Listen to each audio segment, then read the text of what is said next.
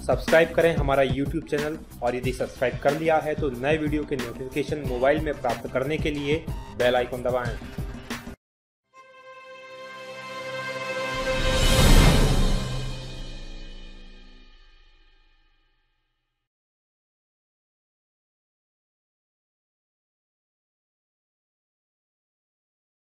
साथियों नमस्कार, बहुत स्वागत है आपका D&K एकेडमी के वीडियोस में। मैं हूं भगवत दांगी, फाउंडर D&K एकेडमी, और बात कर रहे हैं हम आज हमारे दूसरे एपिसोड के अंदर जो है आप पूछे हम बताएं। आज है 20 जून 2017 और शुरू करते हैं हम आज का एपिसोड। देखिए, कल के एपिसोड के लिए जो 21 जून का एपिसोड होगा उसके लिए आप हमें आपके जो प्रश्न हैं कल 12 बजे से पहले कमेंट करके बता सकते हैं और उन्हीं प्रश्नों में से शामिल किए जाएंगे वो प्रश्न जो कि इम्पॉर्टेंट होंगे और जो कि इस सीरीज के लिए उपयोगी होंगे। तो आप सभी कमेंट्स करके अपने प्रश्न बता सकते हैं। तो चलिए शुरू करते हैं। कल जिन साथियों ने हमसे प्रश्न करके पूछा था उनके कमेंट्स के जवाब देते हैं और समझते हैं आज की वीडियो को। चलिए, पहला प्रश्न पूछा है मुकेश के.आर. कुशवाहा जी ने। मुकेश जी पूछते हैं, what is difference between democratic and Republic, गणतंत्र, प्रजातंत्र तथा लोकतंत्र। देखिए, ये इन्होंने पूछा कि आखिर गणतंत्र और प्रजातंत्र या लोकतंत्र के अंदर क्या अंतर होता है। सबसे पहले बात करते हैं हम गणतंत्र की। आखिर गणतंत्र कहा किसे जाता है। गणतंत्र उस देश को कहा जाता है जिस देश का राष्ट्राध्यक्ष मतलब राष्ट्रपति, या किसी देश में राजा है तो राजा, या कोई भी पोस्ट जो उस देश के को लीगली रिप्रेजेंट करती है। तो राष्ट्राध्यक्ष अगर किसी देश का जनता के द्वारा चुना हुआ हो तो वो देश कहलाता है गणतंत्र। ध्यान दीजिएगा, राष्ट्राध्यक्ष। जैसे भारत की बात करें तो भारत के अंदर जो राष्ट्राध्यक्ष है वो राष्ट्रपति हैं और राष्ट्रपति को जनता के द्वारा चुने गए लोग चुनते हैं, यानी अप्रत्यक्ष रूप से जनता चुनती है, इसलिए भारत एक गणतंत्र है। वहीं ब्रिटेन की बात करें तो ब्रिटेन के अंदर राजशाही है, वहां पर गणतंत्र नहीं है। लोकतंत्र की बात करें तो लोकतंत्र वो होता है जहां पर, या प्रजातंत्र वो होता है जहां पर जनता अपने लिए सरकार चुनती है या जनता अपने ऊपर शासन करती है। तो लोकतंत्र के अलग अलग तरीके होते हैं। तो उसमें जो जनता के द्वारा अगर शासन किया जाता है, यानी जनता अपनी सरकार चुनती है, जनता वोट डालती है, तो वो जो कहलाता है लोकतंत्र कहलाता है। जैसे भारत के अंदर लोकतंत्र भी है, गणतंत्र भी है, लेकिन ब्रिटेन के अंदर केवल लोकतंत्र है। जो जनता है वो सरकार तो चुनती है लेकिन राजा को नहीं चुनती, राजा वंशानुगत है, इसलिए ब्रिटेन के अंदर गणतंत्र नहीं है, लोकतंत्र है। भारत के अंदर लोकतंत्र भी है और गणतंत्र भी है। तो आशा है आपको समझ में आ गया होगा गणतंत्र, प्रजातंत्र और लोकतंत्र में क्या अंतर है।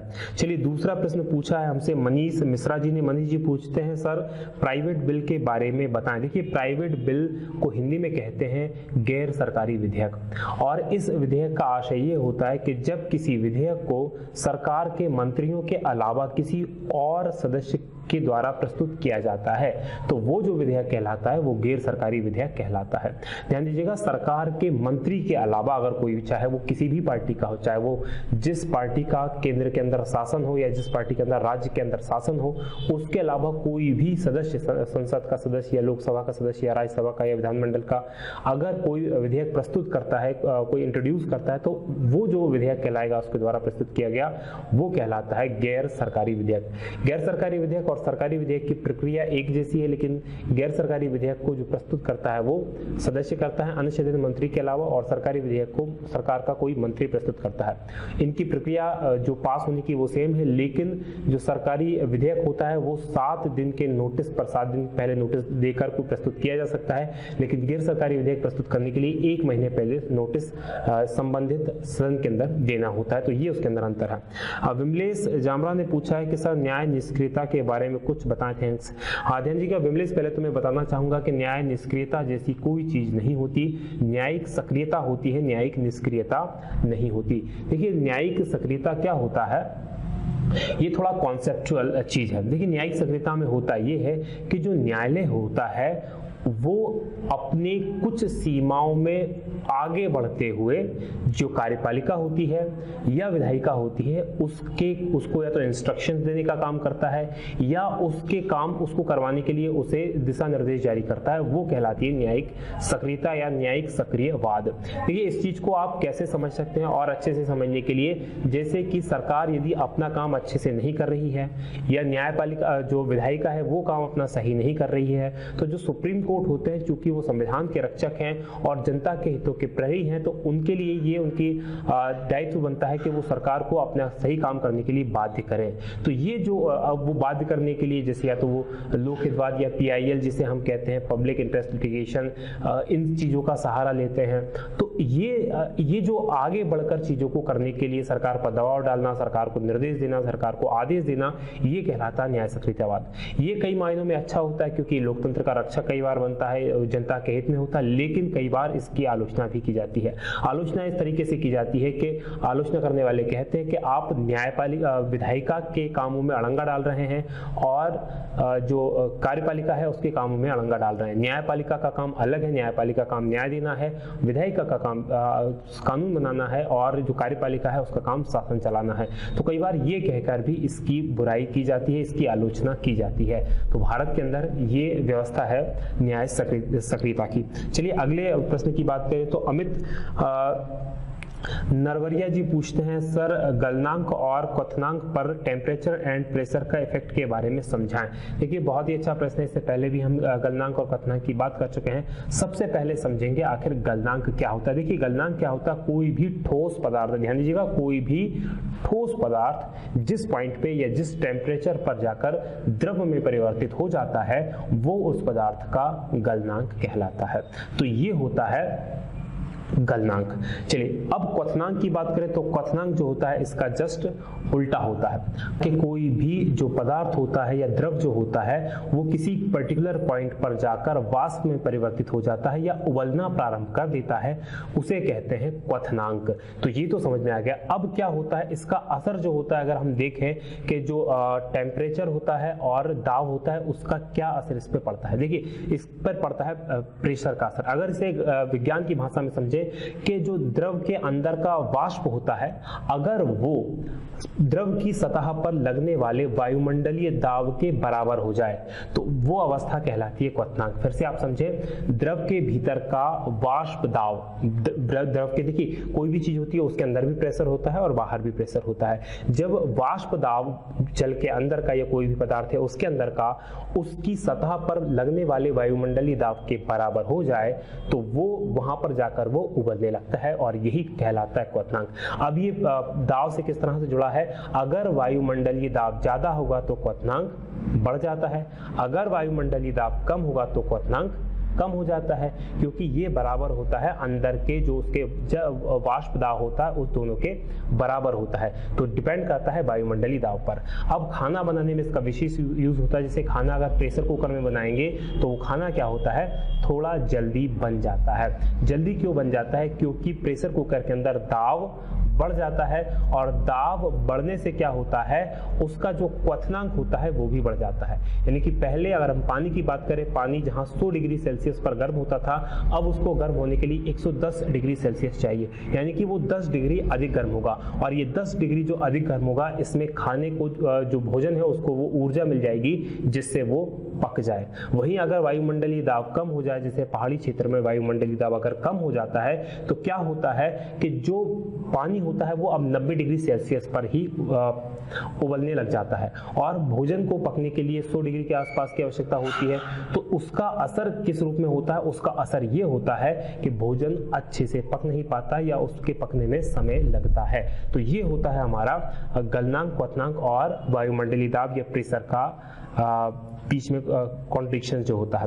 चलिए अब बात करें, शुभम सिंह ने अगला प्रश्न पूछा है कि sir please define acid and base indicator and also define open and closed economy. देखिए सबसे पहले हम बात करें एसिड और बेस इंडिकेटर। एसिड यानी कि अम्ल, बेस यानी कि क्षार, यानी ऐसे तत्व जो कि सूचना देते हैं कि कोई भी पदार्थ जो है वो क्षार है या फिर अम्ल है। वो कौन से पदार्थ होते हैं, देखिए इसको पीएच के नाम से जाना जाता है। पीएच जो होता है 7 से कम भी होता है और 7 से अधिक होता है। 7 पे अगर कोई चीज है जिसका पीएच अगर 7 है तो ऐसा माना जाता है कि वो उदासीन है। 7 से कम है तो अम्ल है और 7 से अधिक अगर किसी चीज का, वस्तु का या किसी पदार्थ का पीएच है तो यानी कि वो क्षार है। अब इंडिकेटर की बात करें जो सूचना देते हैं कि कोई सा पदार्थ जो होगा वो अम्ल होगा या क्षार, तो हल्दी बहुत शानदार इंडिकेटर है। हल्दी आपने देखा होगा, यदि हल्दी को क्षारीय उसमें मिलाया जाएगा तो उसका रंग चेंज नहीं होगा, वो पीला ही रहेगा। लेकिन किसी अम्ल, माफ कीजिएगा, अम्ल में मिलाया जाएगा तो उसका रंग पीला ही रहेगा। लेकिन अगर किसी क्षार में मिलाया जाएगा, जैसे कि चूना, चूने की जो प्रकृति होती है वो क्षारी होती है, और हल्दी के साथ जब चूना मिलाया जाता है तो उसका कलर लाल हो जाता है। खासकर आपने देखा होगा शादी के समय दूल्हे को जब हल्दी लगती है तो उसको हल्दी को थोड़ी सी चूने में लगाकर भी उसे लगाई जाती है। उसके अलावा कभी आपकी शर्ट या आपके कपड़ों पे हल्दी का दाग लग जाता है, और यदि आप उस कपड़े को साबुन जो कि क्षारी प्रकृति का होता है उससे साफ कर देते हैं तो वो हल्के भूरे और लाल रंग का हो जाता है। उसी तरह से चेहरे अगर आपने हल्दी लगाई है और उसको अगर साबुन से आप धो लेते हैं तो भी लाल रंग का हो जाता है, तो जो इंडिकेट करता है कि साबुन जो है क्षारीय प्रकृति का। उसके अलावा लिटमस पेपर भी जो होता है, लिटमस पेपर भी इसका काम करता है। लिटमस पेपर के अंदर जो अम्ल के अंदर अगर लिटमस पेपर को डाला जाए तो उसका कलर लाल हो जाता है, वहीं क्षार के अंदर अगर लिटमस पेपर को डाला जाए तो उसका कलर जो हो जाता है नीला हो जाता है। तो ये होता है एसिड और बेस इंट्रोडक्शन। वहीं बात करें ओपन और क्लोज्ड इकोनॉमी की, यानी खुली अर्थव्यवस्था और बंद अर्थव्यवस्था। देखिए खुली अर्थव्यवस्था क्या होती है, जब किसी देश के अंदर सरकार इस तरह से चीजों के ऊपर नियंत्रण रखती है, कारखानों के ऊपर, व्यापार के ऊपर, कि व्यापार भी फल फूल सके और उस पर हल्का फुल्का नियंत्रण भी रहे, तो ये व्यवस्था कहलाती है खुली अर्थव्यवस्था, जहां निवेश भी आता है, बाहर से भी कोई व्यक्ति आकर वहां अपना व्यापार कर सकता है और निवेश कर सकता है। बाहरी पूंजी भी आ सकती है, विदेशी पूंजी भी आ सकती है, विदेशी व्यक्ति भी आकर व्यापार कर सकते हैं। तो ये जो व्यवस्था कहलाती है खुली अर्थव्यवस्था कहलाती है। बंद अर्थव्यवस्था क्या होती है, जहां पर ना तो किसी देश से, बाहरी देश से आयात किया जाता है और ना ही किसी बाहरी देश में कोई निर्यात किया जाता है, यानी कि वहां आयात और निर्यात पूरी तरह से शून्य होता है, और वो व्यवस्था कहलाती है बंद अर्थव्यवस्था या क्लोज्ड इकोनॉमी जिसे कहते हैं। चलिए अगला प्रश्न पूछा है सूर्य प्रकाश सिंह ने। सूर्य प्रकाश सिंह जी पूछना चाहते हैं कि हाइड्रोमीटर और हाइग्रोमीटर में अंतर स्पष्ट कीजिए। देखिए हाइड्रोमीटर की बात करें तो हाइड्रोमीटर एक ऐसा यंत्र होता है जिसे द्रव घनत्व मापी कहते हैं, या अगर आपने दूध का नापते हुए देखा है तो दूध में एक लैक्टोमीटर होता है, वो भी एक हाइड्रोमीटर की तरह कार्य करता है। ये क्या होता है, किसी भी द्रव का अपेक्षित घनत्व या किसी भी द्रव का जो घनत्व होता है या उसको मापने का कार्य करता है। जो हाइड्रोमीटर है उसका चित्र जो है आप यहाँ पर देख सकते हैं। उसके बाद बात करें हम हाइग्रोमीटर की, तो हाइग्रोमीटर एक दूसरा यंत्र है जिसका उपयोग किया जाता है वायुमंडल के अंदर जो ह्यूमिडिटी होती है, यानी कि जो आर्द्रता होती है, उसका माप करने के लिए हाइग्रोमीटर का प्रयोग किया जाता है, और उसका चित्र भी आप यहाँ पर देख सकते हैं। अगला प्रश्न पूछा है शिव सिंह तोमर ने, और शिव पूछते हैं कि सर पृष्ठ तनाव के बारे में बताइए, यानी कि सरफेस टेंशन के बारे में बताइए। देखिए बात करें पृष्ठ तनाव की, पृष्ठ तनाव कोई भी जो द्रव होता है उसका एक विशेष गुण होता है। द्रव की जो ऊपरी सतह होती है उस पर आपने कभी कभी, जैसे इस चित्र में आप देखिए कि जो पानी के ऊपर जो मच्छर वगैरह है या छोटे कीट है वो कई बार तैरने लगते हैं, या सिक्का जो होता है वो डूबता नहीं है, या पिन जो होती है वो उसके ऊपर डूबती नहीं है। और ये जो पानी का गुण कहलाता है, ये ऊपरी सतह का गुण कहलाता है, ये कहलाता है पृष्ठ तनाव। आखिर ये होता क्यों है इसको हम समझते हैं। देखिए पानी के अंदर या कोई भी जो पदार्थ होता है उसके अंदर बहुत सारे अणु होते हैं जो एक दूसरे को बांध कर रखते हैं। वो अणु क्या करते हैं, चारों तरफ से एक दूसरे को अपनी ओर खींचते हैं। लेकिन पानी या द्रव की हम बात करें, द्रव का जो ऊपरी सतह होती है उसमें अणु तीन तरफ से, तो यानी नीचे से, इस तरफ से और इस तरफ से और नीचे से, इन तरफ से तो खींचते हैं लेकिन ऊपर से नहीं खींचते हैं। और इसके कारण उसमें एक ऐसा जो इलास्टिसिटी होती है, यानी कि जो रबड़ के जैसा उसमें प्रभाव आ जाता है। यानी वो कोशिश करता है अपने को कम से कम जगह में समेटने की, और ये जो कोशिश होती है पानी की कम से कम जगह में अपने आप को समेटने की, या द्रव की कम से कम जगह में अपने को समेटने की, ये व्यवस्था कहलाती है पृष्ठ तनाव या सरफेस टेंशन। और इसी के कारण क्या होता है, जो पानी की बूंद होती है वो गोल हो जाती है, यानी वो कोशिश करती है कम से कम अपनी जगह में समेटने की, और इसलिए वो क्या होती है, खुद को सिकोड़ लेती है और गोल हो जाती है। अगर गणितीय रूप में समझें तो पृष्ठ यानी कि जो सतह होती है उसकी प्रति इकाई पर लगने वाला जो बल होता है वो कहलाता है पृष्ठ तनाव। यानी उसकी एक इकाई लंबाई जो मान ली कुछ सेंटीमीटर, जैसे कुछ सेंटीमीटर हमने मान लिया कि एक इकाई उसका जो क्षेत्रफल है उस पर जो बल काम कर रहा है, जो बल लग रहा है वो कहलाएगा उसका पृष्ठ तनाव। तो ये पृष्ठ तनाव होता है। चलिए बात करते हैं, सतीश गुजर जी ने पूछा है सर जी कृत्रिम वर्षा क्या है। देखिए कृत्रिम वर्षा एक ऐसी व्यवस्था व्यवस्था होती है जब पानी नहीं गिरता है तो वैज्ञानिक कुछ रासायनिक क्रियाओं के द्वारा पानी को गिराते हैं और ये व्यवस्था कहलाती है कृत्रिम वर्षा। कृत्रिम वर्षा के 3 चरण होते हैं। 3 चरणों में से जो 2 चरण होते हैं वो बहुत महत्वपूर्ण होते हैं। पहला चरण जैसे कि पहले हम सामान्य वर्षा को समझते हैं कि सामान्य वर्षा होती कैसे है। सामान्य वर्षा ऐसे होती है कि पानी जब भाप बनकर आसमान में उड़ता है या आसमान में पहुंचता है और वहां जाकर जब वो ठंडा हो जाता है और एक ऐसी स्थिति आती है जब पानी अपने भार को नहीं सहन कर पाता और वो नीचे गिर जाता है, वो कहलाती है वर्षा।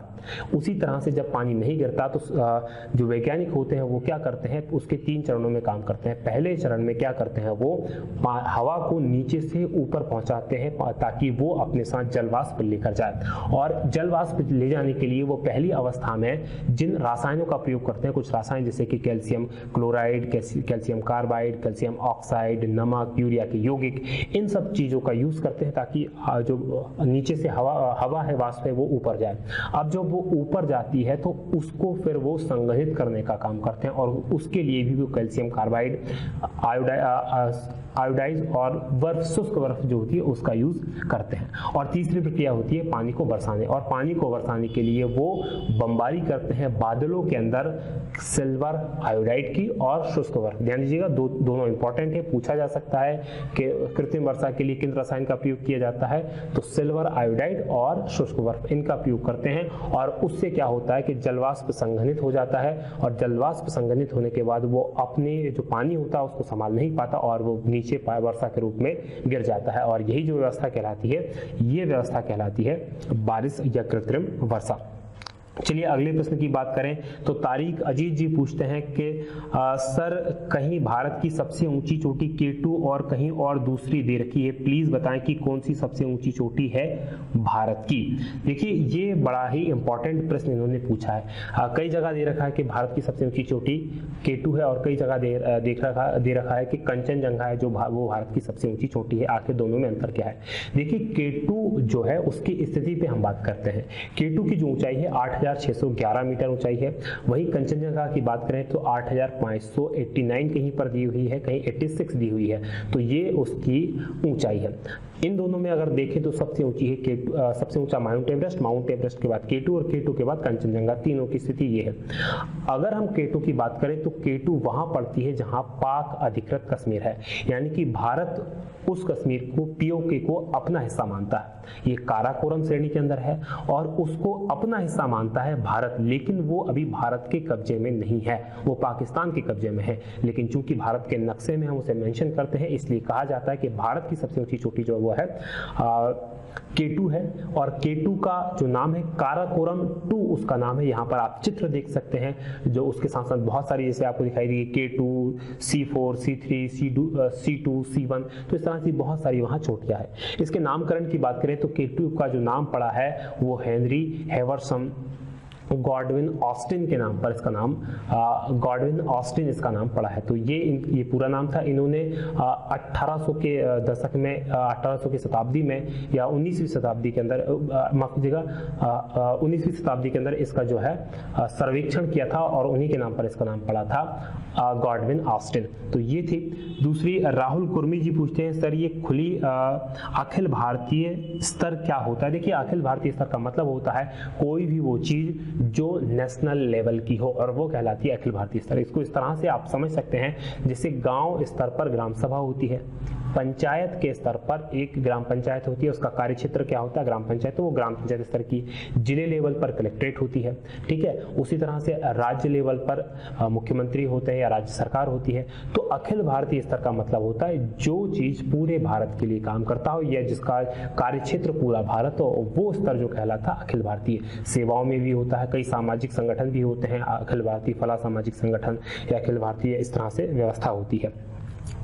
प्रशांत साहू जी की बात करें तो इन्होंने पूछा सर विजय माल्या को वापस इंडिया क्यों नहीं लाया जा सकता, इसके रूल्स के बारे में थोड़ा सा बताएं प्लीज। देखिए विजय माल्या के साथ अभी एक और छोटी सी घटना हमने घटी है। अभी जो भारत और बांग्लादेश का जो सेमीफाइनल मैच हुआ था उसमें जब विजय माल्या आया तो उसके साथ चोर चोर कहकर चिल्लाने लगे। आखिर विजय माल्या का मामला आप सभी को बहुत अच्छे से पता है। उसने 9,000 करोड़ रुपए का लगभग यहाँ से कर्ज लिया और जब वो कर्ज नहीं चुका पाया तो वो जो विदेश भाग गया, और विदेश जब वो भाग गया तो वो पहुंचा ब्रिटेन। अब हमारा ब्रिटेन के साथ एक संधि है जिसे प्रत्यर्पण संधि कहते हैं कि यदि हमारा अपराधी ब्रिटेन भाग जाए या ब्रिटेन का कोई अपराधी हमारे यहाँ आ जाए तो हम उसको एक दूसरे को वापस कर सकते हैं, लेकिन वापस एक प्रक्रिया के तहत किया जाता है। देखिए क्या होता है, जो प्रवर्तन निदेशालय है यानी कि ईडी है, जो कि वित्तीय मामलों की देखरेख करता है, उसने पहले तो सारे हथकंडे अपना लिए, उसको लाने की गैर जमानती वारंट किया, लेकिन जब वो वापस नहीं आया तो विदेश मामले के माध्यम से ब्रिटेन की सरकार को ये अर्जी दी कि आप इसे हम वापस करें, लेकिन वहां से उसका आना बहुत मुश्किल है, बहुत टेढ़ी खीर है। क्यों? क्योंकि अभी तक ब्रिटेन में 131 से अधिक लोग हैं जिनके लिए हमने ये अर्जी दे चुके हैं। उसमें से 131वां व्यक्ति जो है विजय माल्या, यानी 130 है, उनके लिए अर्जी दे रखी और उनमें से कोई भी वापस नहीं आया। आपने ललित मोदी का नाम सुना होगा जो आईपीएल के पूर्व कमिश्नर थे, और इस तरह से बहुत सारे लोग हैं जो कि वापस नहीं आए हैं। देखिए उसमें होता क्या है कि जो ब्रिटेन का, क्योंकि ये संधि होती है और संधि दो देशों के जो रूल्स होते हैं उनके तहत होती है। ब्रिटिशर्स का मानना है कि अगर उनके देश में कोई व्यक्ति एक वैलिड वीजा को लेकर आया है, वैलिड पासपोर्ट किसी देश का लेकर आया है, तो उसको हम यहाँ से नहीं निकालेंगे, भले ही संबंधित देश ने उसका जो पासपोर्ट है बाद में रद्द किया है। तो जब यहाँ से ब्रिटेन विजय माल्या गया था तो उसका पासपोर्ट जो था वो वैलिड पासपोर्ट था, वो वैलिड पासपोर्ट लेके गया था, बाद में उसका पासपोर्ट रद्द किया गया।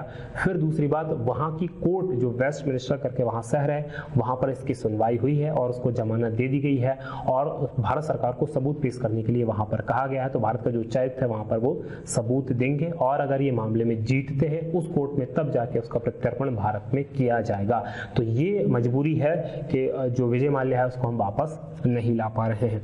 चलिए अगला प्रश्न पूछा है दीपांशु पटेल ने। दीपांशु पटेल पूछते हैं सर राष्ट्रपति की नियुक्ति कैसे होती है? तो दीपांशु मैं आपको बताना चाहता हूं, राष्ट्रपति की नियुक्ति के लिए हमने पूरा के पूरा एक वीडियो बनाया हुआ है संघ की कार्यपालिका के अंदर। संघ की कार्यपालिका का जो पहला वीडियो है, शायद 23वां वीडियो है, जिसकी लिंक मैंने डिस्क्रिप्शन में नीचे दी हुई है, उसके माध्यम से आप देख सकते हैं। तो पूरा बहुत विस्तार से, बहुत अच्छे तरीके से मैंने उसमें समझाया है कि राष्ट्रपति का निर्वाचन क्या होता है, तो वहाँ से आप देख सकते हैं। उसके अलावा दृष्टिता सिंधे पूछती है कि सर एमपीपीएससी करनी है मुझे, तो मैं ग्रेजुएशन में बीएससी करूं या बीए, आप मुझे बताएं कि मैं मेरे लिए क्या अच्छा है। देखिए अगर आप ये प्रश्न दृष्टिता के अलावा बहुत सारे लोगों ने के मन में होता हो कि आखिर उन्हें क्या करना चाहिए जिन्होंने भी 12th पास आउट हुए हैं। देखिए मैं मध्य प्रदेश के अंदर और भारत के अंदर दो तरह के कॉलेजेस चल रहे हैं खासकर। एक तरह के कॉलेज वो होते हैं जहाँ वाकई में आपको जैसे स्कूल में पढ़ाई होती है, रेगुलर स्कूल जाना पड़ता है, उस तरह की पढ़ाई होती है। दूसरे वो कॉलेज होते हैं जिनमें प्राइवेट के अंदर, जैसे प्राइवेट हम कोई डिग्री करते हैं या रेगुलर करते हैं, कोई फर्क नहीं पड़ता, आप 20 खरीदिए, 20 पढ़िए 2-4 दिन पहले और परीक्षा लिख के आ जाइए और पास हो जाइए। अगर आप ऐसे दूसरे प्रकार के कॉलेज में एडमिशन ले रहे हैं जहां ना रेगुलर जाना जरूरी है, ना क्लासेस अटेंड करना जरूरी है, सिर्फ 20 पढ़ के पास होना, तो कोई फर्क नहीं पड़ता, आप बीए लें, बीएससी लें, कुछ भी करें, आपको पढ़ना अलग से ही पड़ेगा। लेकिन अगर आप ऐसे कॉलेज में एडमिशन ले रहे हैं जहाँ आपको रेगुलर पढ़ना है, बहुत अच्छे से स्ट्रिक्टली जहाँ पढ़ाई होती है, तो मैं आपसे कहूँगा कि आप बीए लेंगे तो थोड़ा सा ज़्यादा आपके लिए अच्छा होगा। वहीं अगर आप बीएससी भी लेते हैं तो ऐसा नहीं कि आप पीएससी नहीं कर पाएंगे, आपको मुश्किल पड़ेगा, कोई मुश्किल नहीं पड़ने वाला है। तो ये था आज का हमारा वीडियो। यदि आपको ये वीडियो पसंद आए तो आप इसे लाइक करें और शेयर जरूर करें, कमेंट करके हमें जरूर बताएं कि आपको हमारा प्रयास और हमारी ये सीरीज कैसी लग रही है। साथ में कल के लिए आप जो प्रश्न पूछना चाहते हैं वो नीचे कमेंट में जरूर लिख दें और आप इस चैनल को सब्सक्राइब कर लें। यदि अभी तक आपने सब्सक्राइब नहीं किया तो यहाँ पर क्लिक करके जो चैनल का लोगो है इससे क्लिक करके आप सब्सक्राइब कर सकते हैं। आज की बात करेंगे हम यही समाप्त। बहुत बहुत धन्यवाद। जय हिंद, जय भारत।